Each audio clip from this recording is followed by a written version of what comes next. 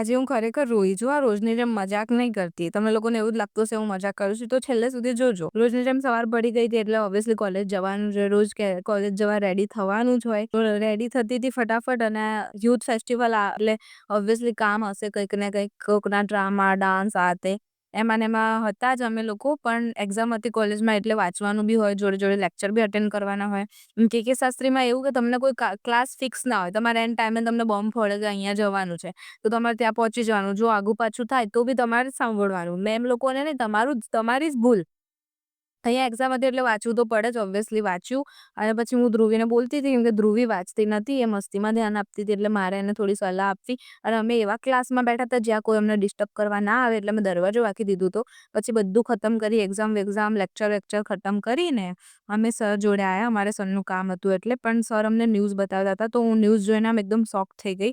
પછી અમારે કામ હતું એક જગ્યાએ, ક્યાં તો ઈસનપુર કામ હતું, ત્યાં હું અને અર્મિતા આવ્યા હતા. અમે કોફી વોફી ઓર્ડર કરી, પીધી, અને ઓલવેઝ હું આ છોકરી જોડે હોઉં એટલે મને હસાયા વગર મૂકતી નથી, તો હું હસતી હતી.